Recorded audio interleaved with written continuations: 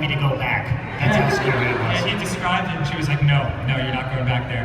And I was just really, really poor, and like, felt like, you know, not miserable, but just like, I felt like music was a dream that was never gonna happen. And I mean, it's 7 years later, but like, it feels like the blink of an eye, and to be looking out at all of you, like, it's unfathomable, and it means the world to us. It really, really does. And it's so great. And it's because of you guys.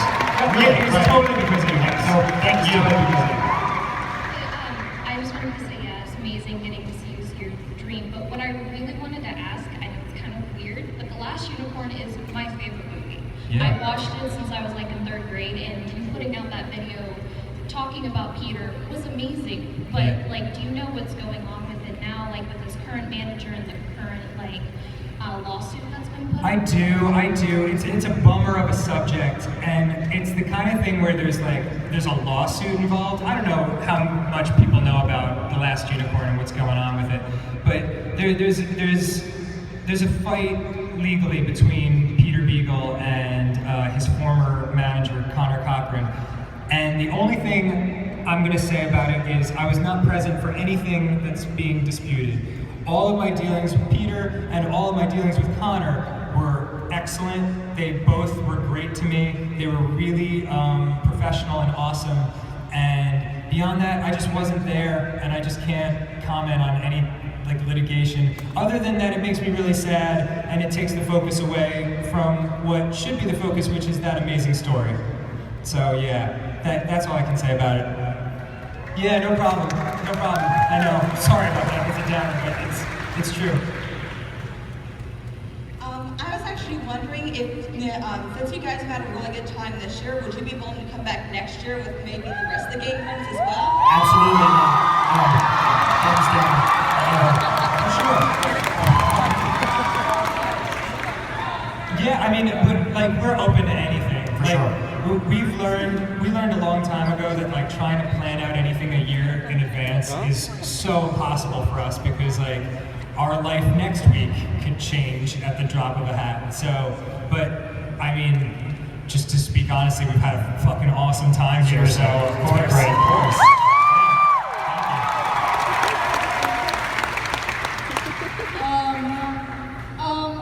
This is kind of a two-parter. First up, do you know, since you have met Nate Wants to Battle in person or whichever, do you know who he is? Yeah, we just hung out with him like 5 minutes ago. He's a very good friend. And also, would you ever be willing to collaborate with him in some sort of way? Yeah, of course. Nate, if you guys don't know, Nate Wants to Battle. He is an incredibly talented guy, tremendous musician. You should check out his YouTube channel, because what he does is just incredible. And yeah, we'd love to work with him. He's super talented and he's our friend, so yeah, of course, we'd be happy to work with him.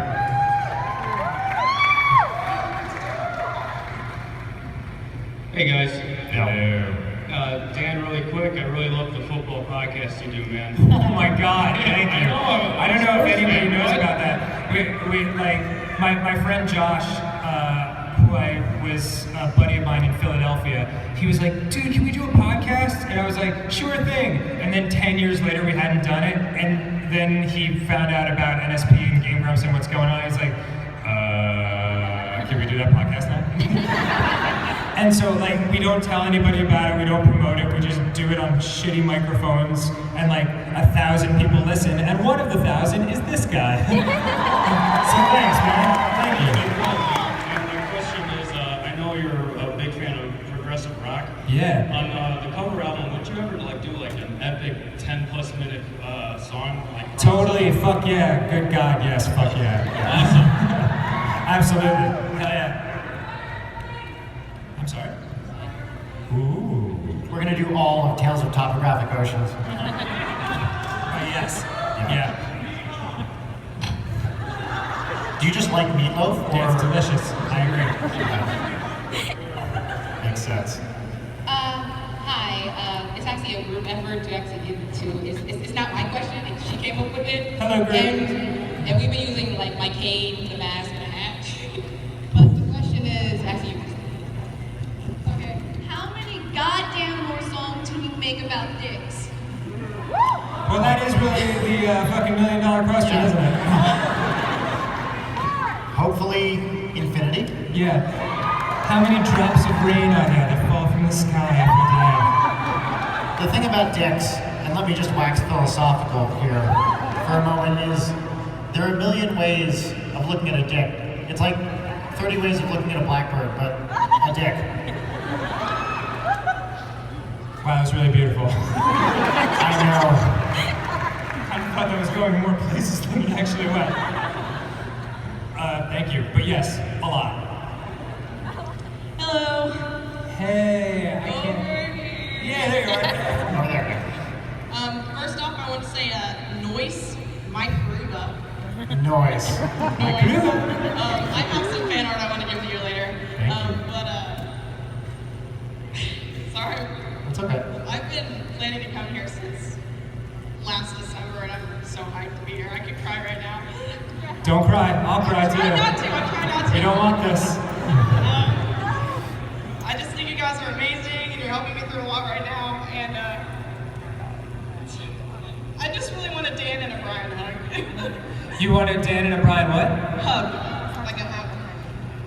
And, to mix, I have a suggestion. Here's the thing. Yeah.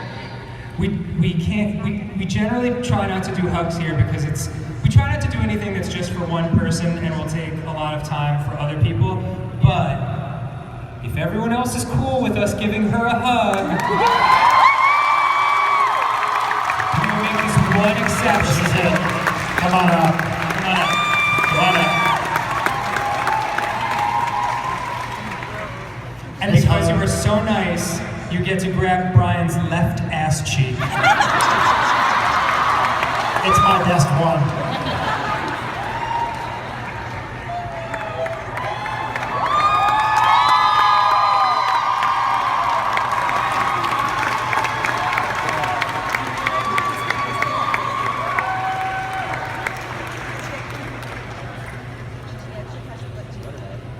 She better have.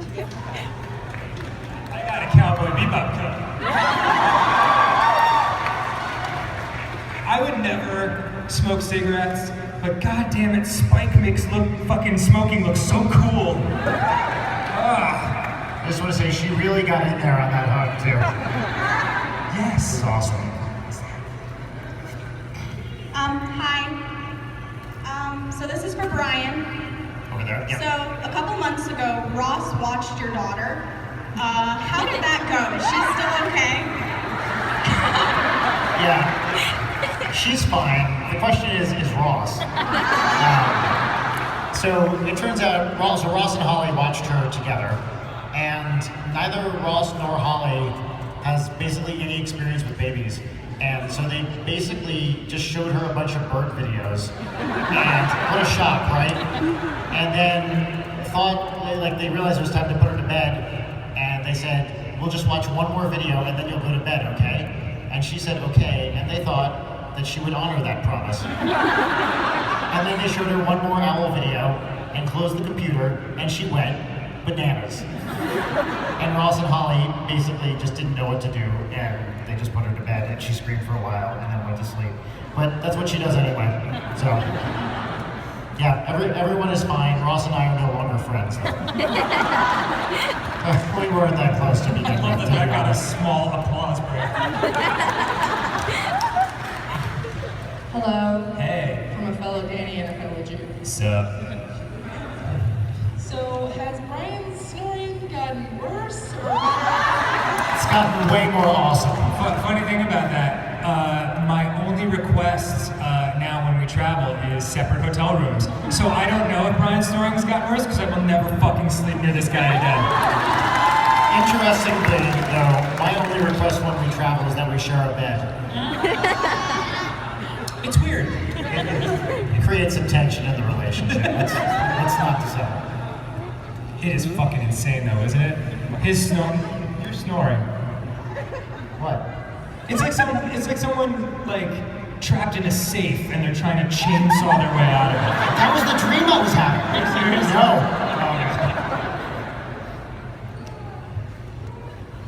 Hey man. Hey, I made you guys a poster. Thank you. Photoshop poorly. is really Fuck, that's good. awesome. Thank you. I wanted to get signed, but that didn't work out.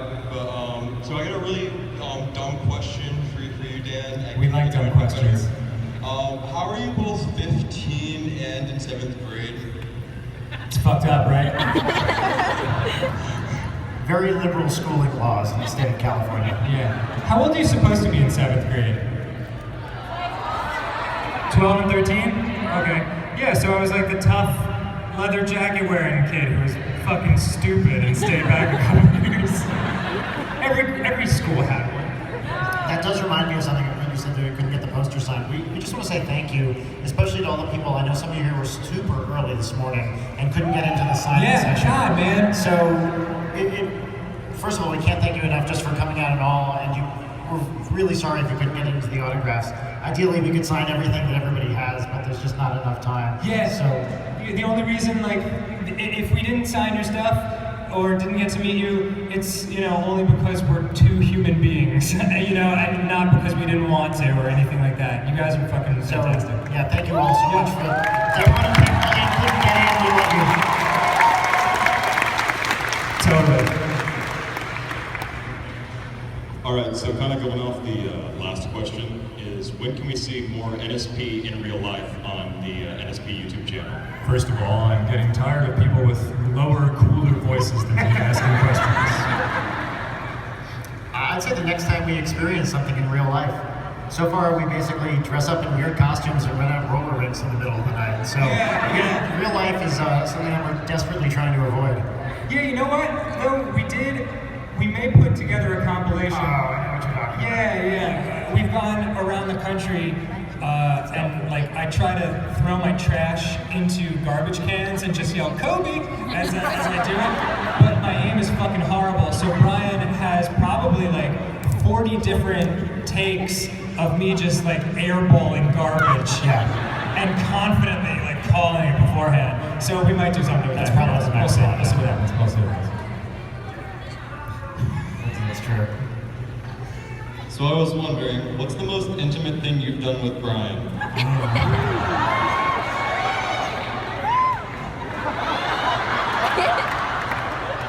The answer might change in 2 seconds. Let's share a mic for this one. What is the most intimate thing we've done? Probably you getting down to a thong and then me smacking your ass cheeks a bunch of times. We used to do that shit on stage. That's right. That used to be how we finished our stage show. The kimono would fly off, and I would be, hey, how's it going? I would just be wearing a thong, and then Brian would wail on the ass cheeks. It was tight. It was weird. Thank you. And it was weird too because this was before we got known, and so these shows were in black box theaters in New York for 20 people, and it was fucking awkward as shit. Oh, it was so, I feel like if we did it now, it would be less awkward, just because people are I don't know a thong. This guy actually bought a thong collection that we used to break out on stage, right? That's true. There was oh god, what was it called? Mater D. No, not the thong. The place where I bought. Oh, there was this place in New York called the Pleasure Chest, and they were convinced that I was a male stripper because I would go every week and buy a new thong. And I was like, I'm just a comedian, and they're like, yeah. You had one that was a toucan with the beak that came out. That's in that FYI video. Yeah. Those are some good times. A lot of these thongs are in our videos. Yeah. I gotta do some sit-ups and some push-ups. And then maybe I'll be thong ready for the summer. All right, so a quick heads up, we do have some more time, but we're getting close to the end, so we're gonna go rapid fire as many questions as we can, okay? Okay, cool. Yes or no answers for everything. Hi, I'm Fiona.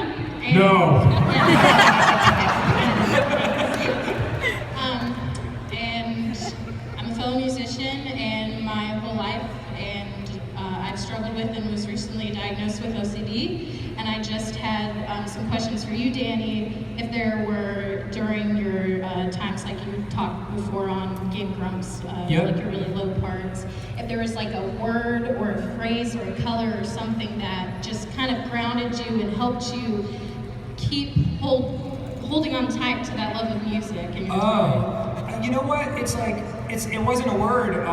It's just breathing. Like for me, like just deep breathing. Like, because when you're anxious, you usually like breathe from the chest and your shoulders go up and that stuff. But like you want to breathe from like the diaphragm down and just like so like breathe like slowly and then. Like this other thing I learned was called whispered ahs, where you take a deep breath and then you just go, and something about that, it just like resets your nervous system, and then you're like, oh, I'm okay, and that like pulls you out of like panic. It does for me all the time. Yeah, you're welcome. I know that's a weird thing to be like, yeah. No, but yeah, it helps. It sure helps.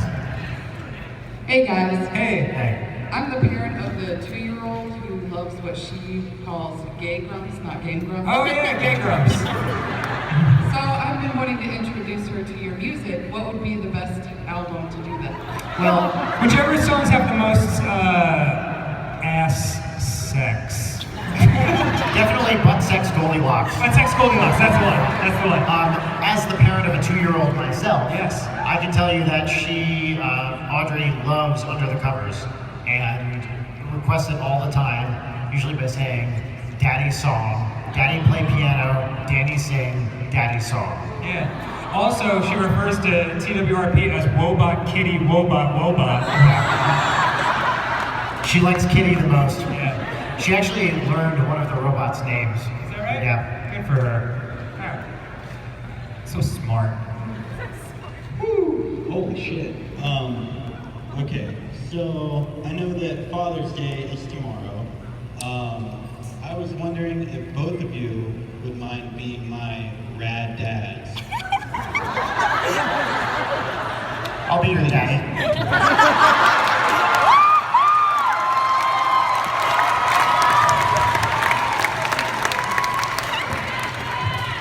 There you go. What an excellent question. Hi, Danny. Hi. Hey. Do you have any advice for people that want to start doing their own music? Just fucking go for it. Like, yeah, just do it. Do it and do not give a shit about what anyone says or thinks.